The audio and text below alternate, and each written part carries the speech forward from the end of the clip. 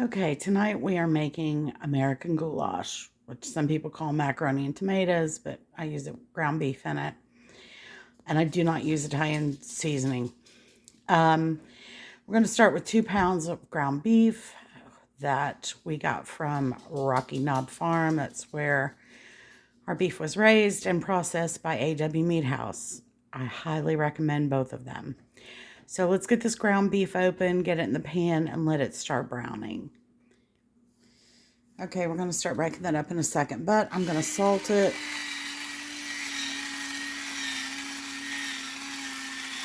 Liberally. And pepper it.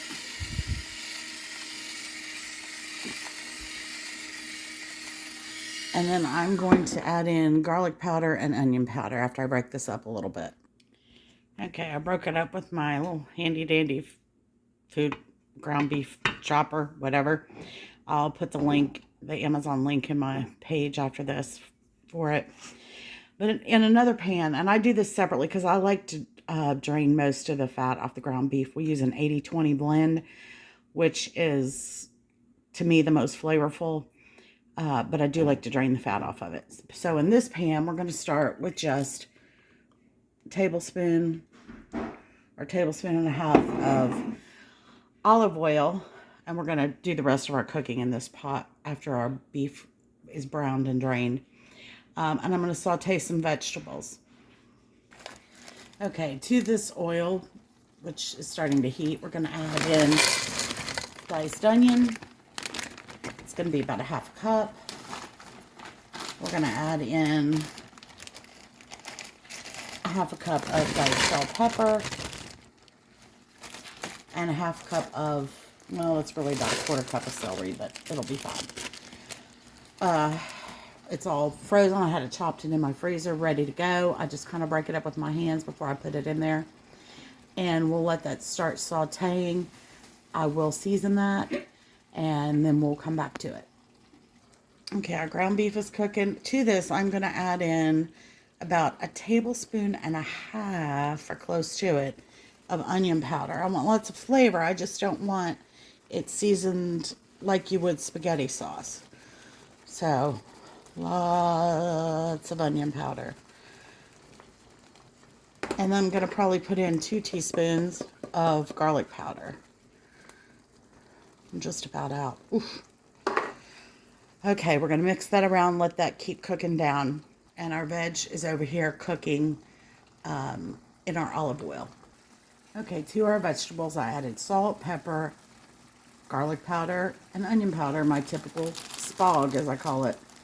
I'm going to add a tablespoon of tomato paste to that. And I told you, I keep my tomato paste in little bags and tablespoonfuls. And then I'll just pop this one back in the freezer. It's still frozen. And let that, you know, enrich those vegetables and give them lots of flavor. After the tomato paste thaws and breaks down, I'm going to deglaze this pan with a little bit of red wine. You can use beef broth. I'm going to use probably about a half a cup and then let most of it cook off. You can easily use beef broth. I don't have any open right now, and red wine gives it a nice, rich flavor.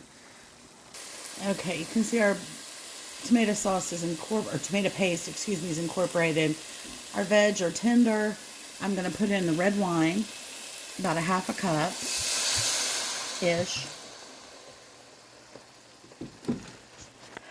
And I'm going to scrape all the little bits from this pan.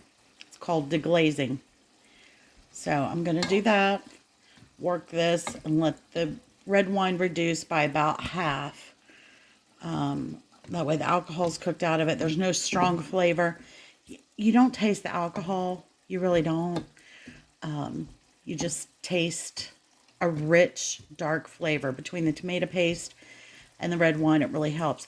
You can do the same with beef stock, and it will be similar, not exact, but very similar and equally delicious. So if you don't want to use wine, you just go right ahead and use beef stock. That is totally fine. It will work. Okay, now I'm going to start adding my ground beef, my drained ground beef into this pan. Okay, I've added my ground beef in. I mixed it up with all the vegetables. And what am I going to do? I'm going to take a clean spoon and I'm going to taste it. It's really hot though. You're going to have to give me just a second.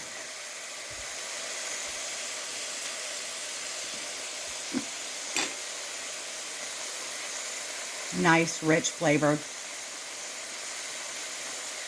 Could use a little more salt, which I'll adjust the salt. And next I'm going to add in a can of fire roasted tomatoes, which is a 14-ounce can of diced tomatoes. Go ahead and add those in.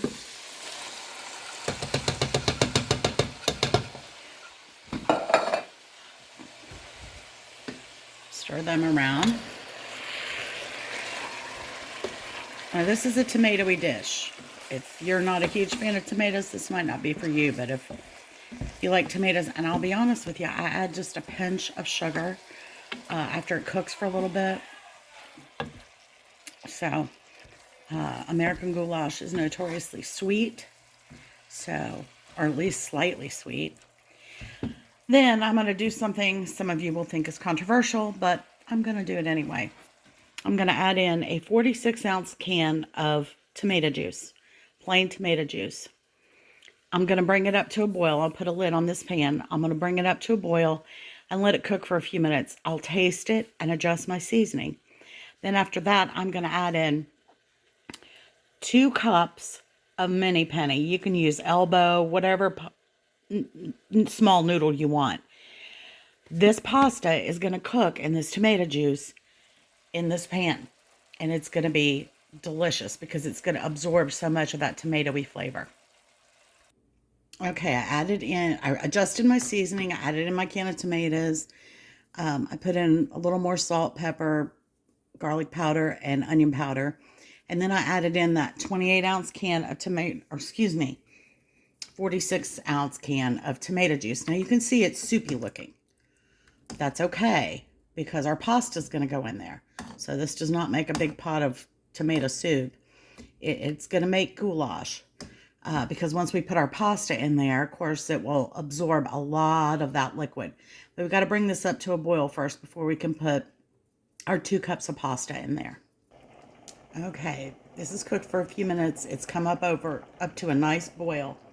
I'm going to add in our 2 cups of mini penny pasta right in there. I measured it out on a plate so I could show you. And we're going to stir this around really well. And, you know, that pasta's pretty small. I might add in another half a cup for the liquid that's there. Let me see. Yeah, to be honest, I'm going to put another 1/4 cup of pasta in there. Sometimes you just have to use your best judgment. You guesstimate a little bit. And then when the pasta is almost finished, I'm going to add a tablespoon of sugar because there's a lot of tomatoes in here, tomato products, tomato sauce, tomato juice, tomato paste, and I want to cut that acid a little bit. So I'm going to add in another 1/4 cup of pasta, and then I'm going to turn this down. I want it to boil. I don't want it to boil at a super high heat because we have other products in here. It's not like just using water. And I'm going to put the lid on this, which you don't normally do when you're cooking pasta, obviously. But I'm going to do that to help it, you know, absorb the liquid a little better. And so too much of the liquid doesn't cook off. Okay, and you're definitely going to want to stir this as it cooks because you don't want it to stick to the bottom of your kettle. And it absolutely will. So you're going to have to take that lid off and stir it some as it cooks. About every 2 minutes, you're going to need to stir it and see how it's starting to thicken already from that pasta that we put in there. And if you find that you put too much pasta in and it's not cooking, you need more liquid, add in some beef broth. Or if you don't have that, you can add in more tomato juice or, as a last resort, water. But I'm going to let this cook for about another 4 minutes. And then when the pasta is starting to puff up and get done, I'm going to add in that tablespoon of sugar that we talked about. If it's still too bitter, I'll add in a half a tablespoon more, or a teaspoon more. I'll add in probably a teaspoon at a time till I get it balanced exactly where I want it, if that first tablespoon is not enough. You can see how much this is thickened with that pasta in there. You're going to have to, at this point, stir it about every minute. You do not want it to stick. I added in a tablespoon plus 1 teaspoon of sugar. And this is going to continue to thicken because that pasta will continue to absorb that liquid. But you can see already how thick it is compared to what it was.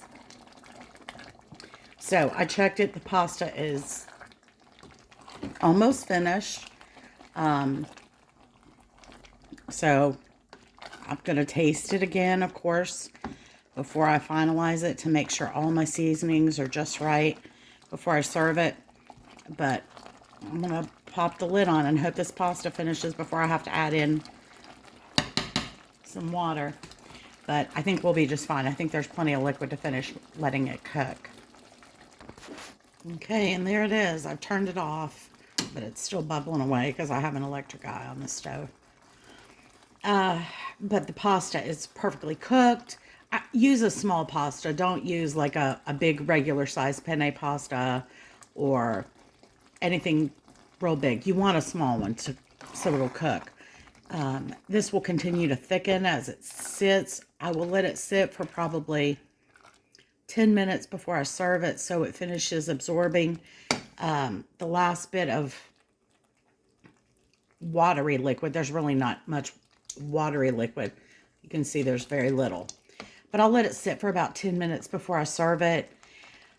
And if you wanted to use a non-sugar sweetener like stevia or Sweet and Low or Splenda, you could use that to sweeten this too. If you're watching your carbs or watching your sugar, you could adapt this and make it Mexican. You could add in a can of green chilies, and you could add in cumin and even a little chili powder if you wanted. If you want it spicy, you could add in crushed red pepper. You can adapt this to your taste, but this is just kind of the traditional American goulash.